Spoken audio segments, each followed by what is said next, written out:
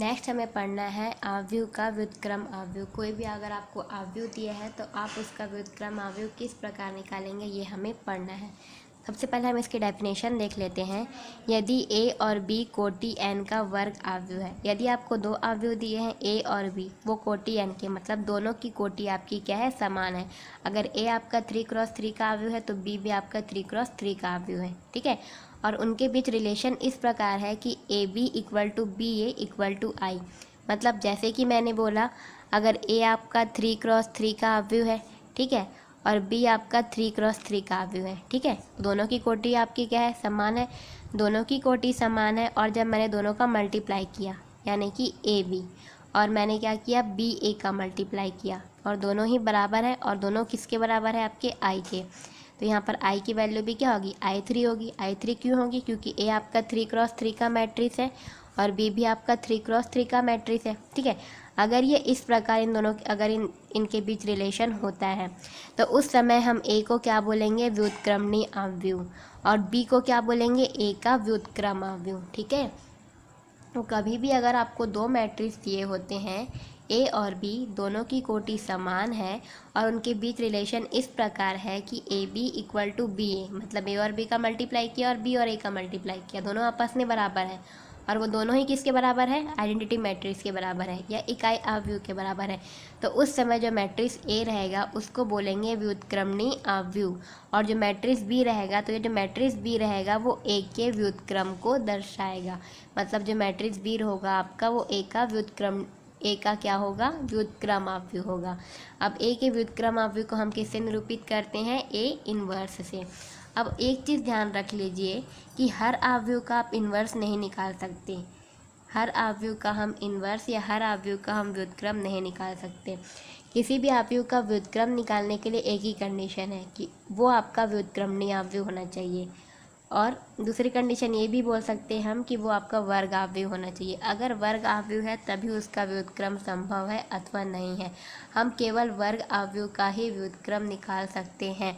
अगर वो आव्यूह वर्ग आव्यूह नहीं है तो हम उसका व्युत्क्रम नहीं निकाल सकते हैं, पॉसिबल ही नहीं है, परिभाषित ही नहीं है। ये तो पहली चीज़ हुई।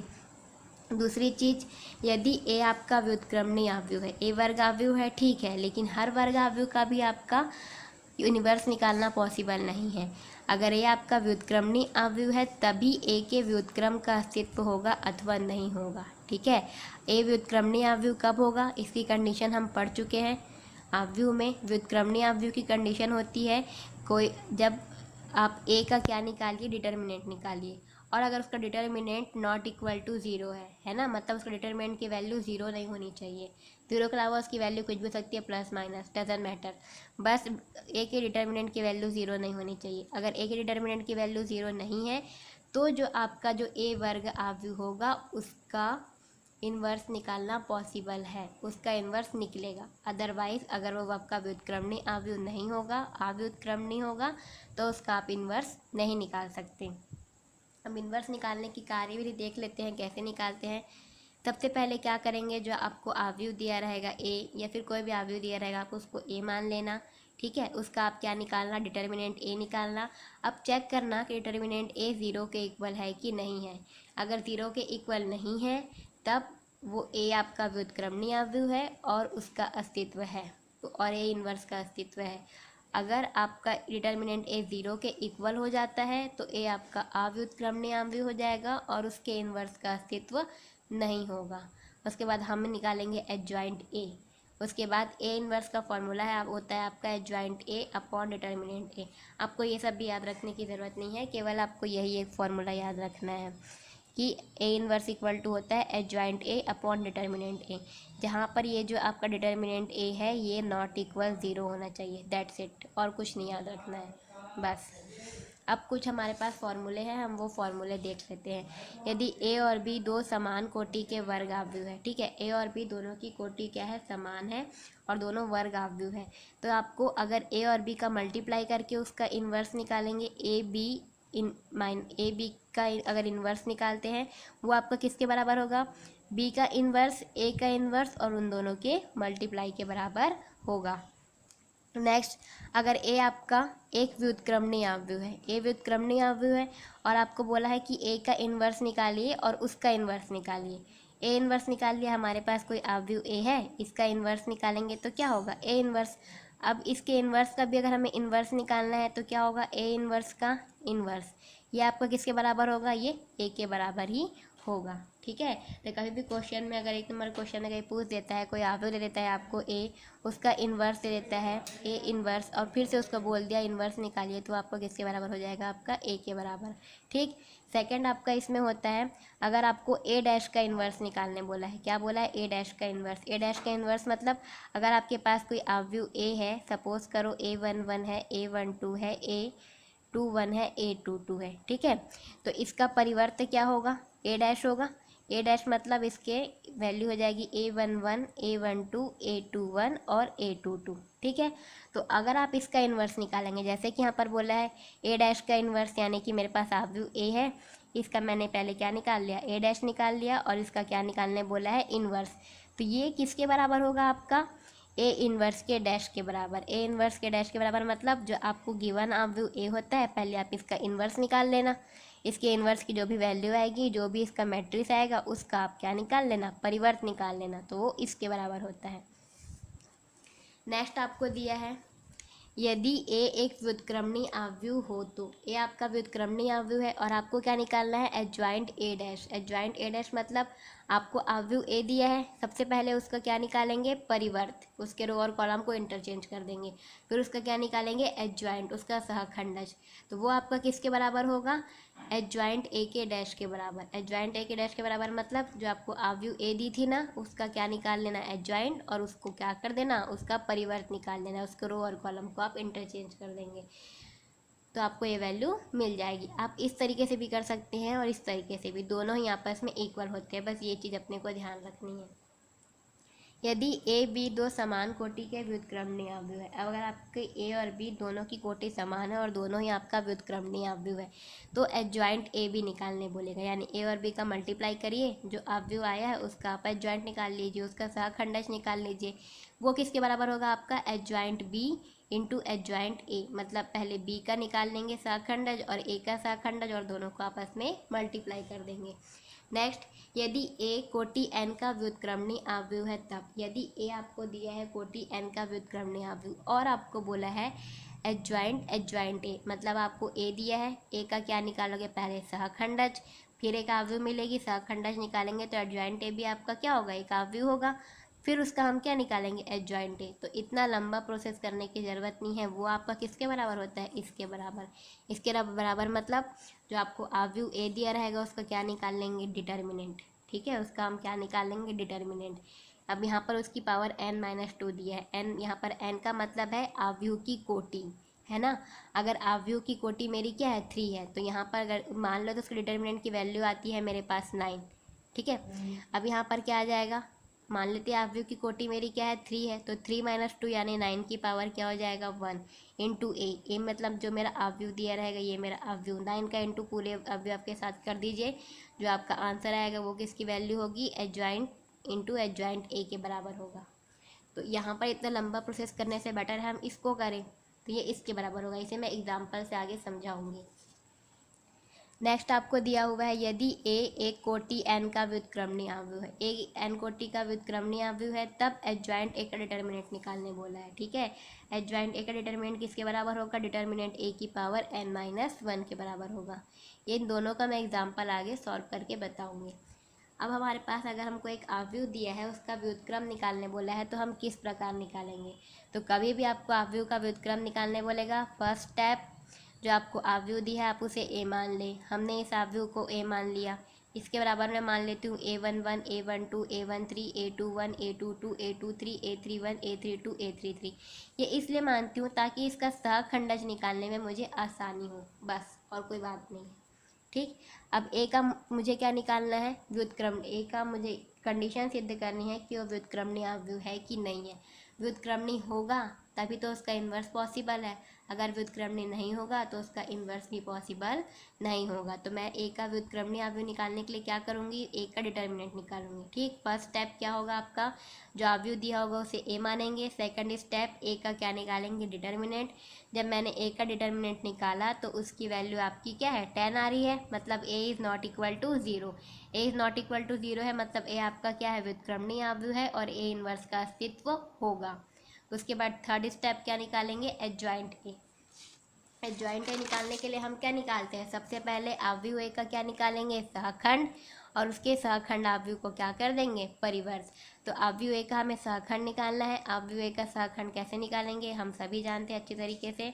जैसे कि मैं यहाँ पर पहले ए की वैल्यू लिख लेती हूँ। ए की वैल्यू है मेरी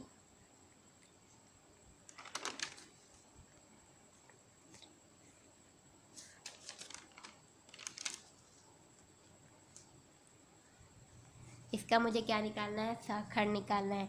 तो सहखंड निकालने के लिए ये जो वैल्यू है आपका A11 अवयव, उसका सहखंड क्या हो जाएगा, कैपिटल A11। A12 का सहखंड क्या हो जाएगा, कैपिटल A12। वैसे ही बाकियों के भी सहखंड होंगे।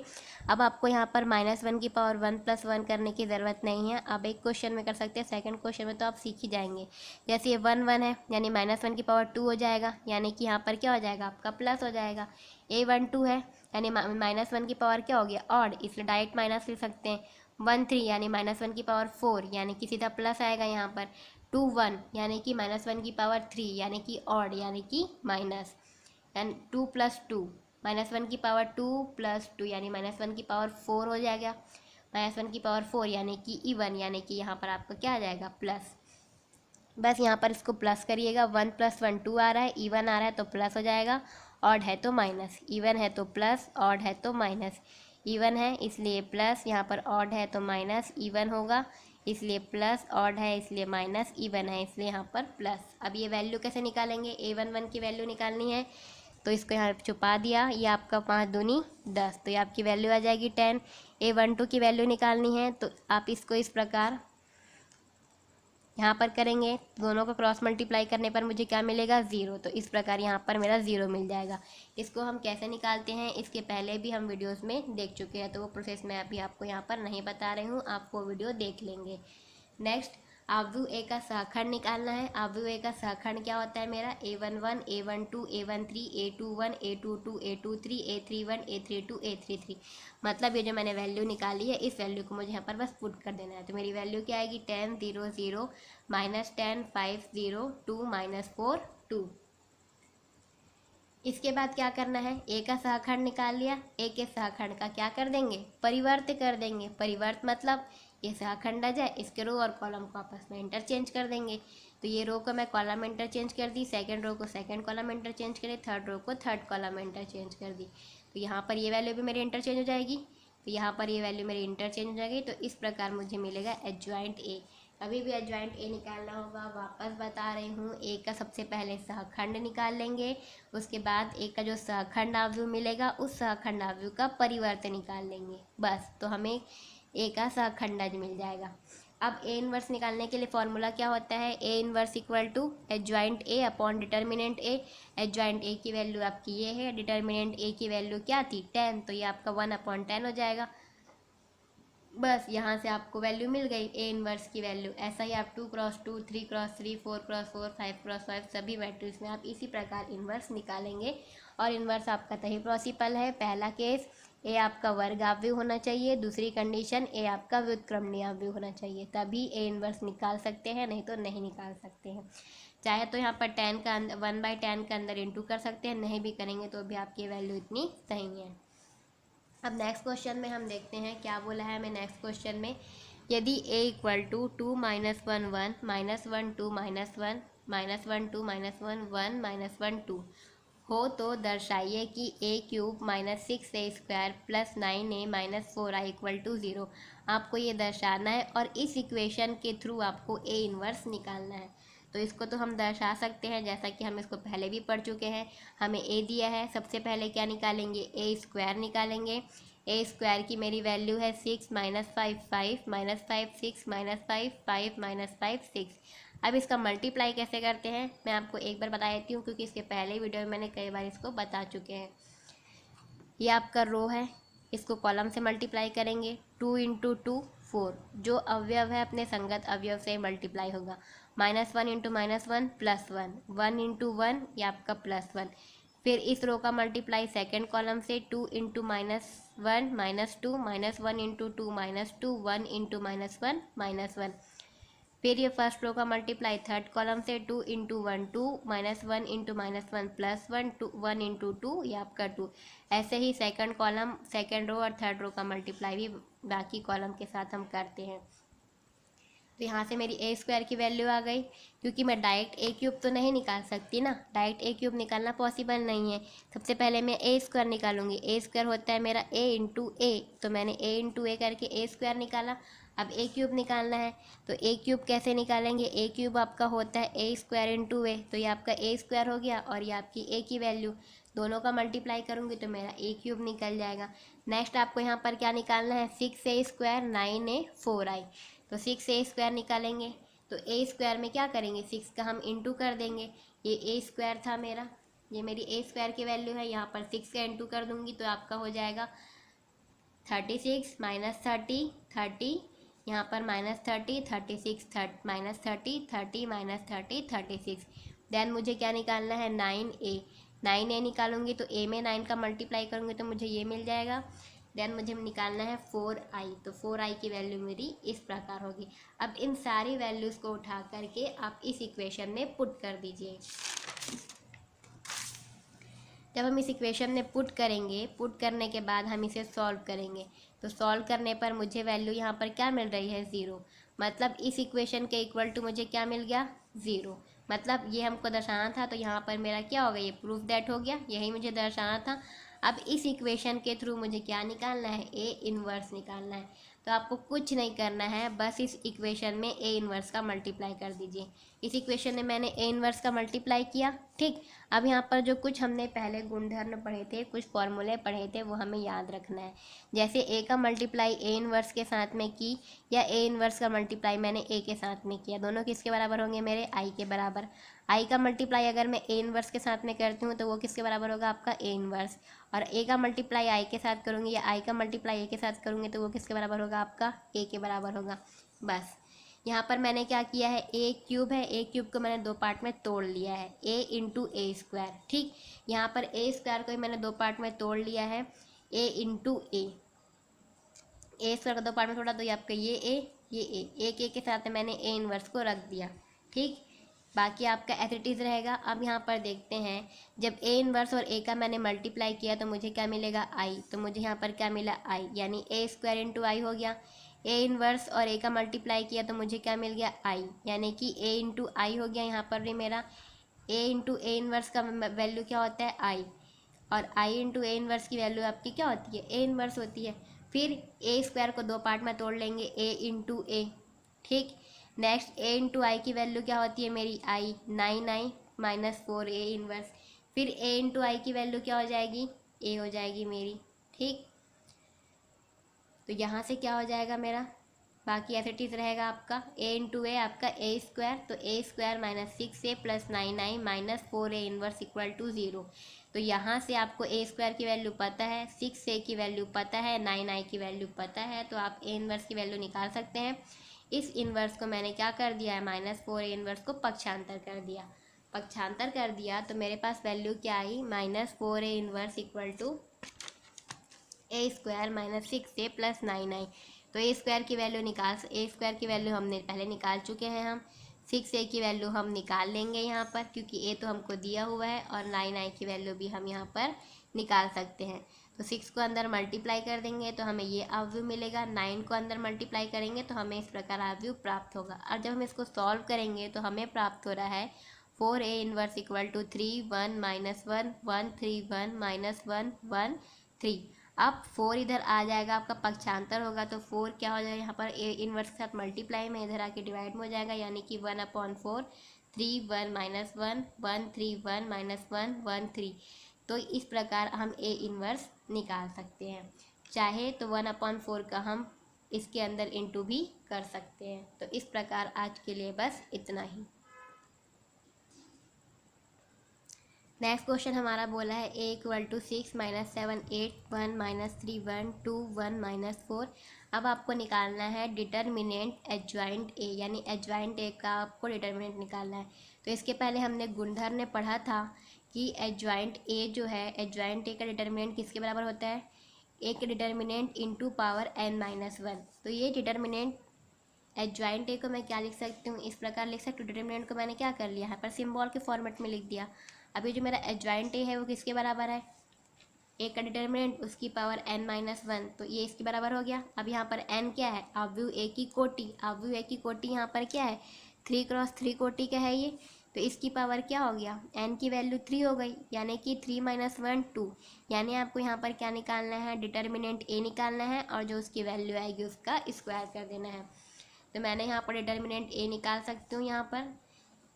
तो ए की वैल्यू मुझे पता थी, यहाँ पर इसका डिटर्मिनेंट निकालेंगे तो इसका डिटर्मिनेंट निकालने पर वैल्यू आ रही है मेरी 80। अब मुझे क्या करना है, ए का स्क्वायर कर देना है। तो ए का आपका डिटर्मिनेंट ए है, इसका स्क्वायर यानी कि 80 का स्क्वायर, ये आपका क्या हो जाएगा 6400। तो इस प्रकार अगर मैं एडजॉइंट ए निकालती, उसका डिटर्मिनेंट निकालती, तो मेरा प्रोसेस बहुत लंबा हो जाता। उसको हम इस प्रकार भी सॉल्व कर सकते हैं। ठीक, इसके अलावा एक और क्वेश्चन देख लेते हैं। अगर आपको ए दिया है 3 2 2 2 3 2 2 2 3, आपको निकालना है एडजॉइंट ए, यानी पहले ए का एडजॉइंट निकालना है, फिर एडजॉइंट निकालना है, फिर उसका शाखंडज निकालना है। तो इसको भी हमने देखा था, ये आपका किसके बराबर होता है, डिटर्मिनेंट ए की पावर n माइनस 2 इंटू ए। यहाँ पर n आपका क्या होता है, अवयव ए की कोटि। यहाँ पर अवयव ए की कोटि मेरी क्या है 3 क्रॉस 3। ये तो आपका फॉर्मूला है, ये आपको याद रखना पड़ेगा। तो बस मैंने n की वैल्यू 3 पुट की, 3 माइनस 1, तो इसकी पावर 1 इंटू ए। मतलब ए का आपको क्या निकालना है, डिटर्मिनेंट निकालना है पहले। तो ए का जब मैं डिटर्मिनेंट निकालूंगी तो मेरे पास वैल्यू क्या आ जाएगी 7। अब इस 7 को मैं इस इक्वेशन में पुट कर देती हूँ। तो adjoint into adjoint A equal to हो जाएगा आपका 7। मैट्रिक्स ए आपको पहले से गिवन है जो कि ये है आपका, इस ए को पुट कर दिया। अब यहाँ पर 7 का अंदर इंटू कर दीजिए, आपकी वैल्यू आई 21 14 14 14 21 14 14 14 21। ठीक है, तो इस प्रकार हम इस क्वेश्चन को सॉल्व कर सकते हैं। तो इस प्रकार हम अवयव के व्युत्क्रम को निकाल सकते हैं और उससे रिलेटेड उसके गुणधर्मों से रिलेटेड क्वेश्चन को हम सॉल्व कर सकते हैं।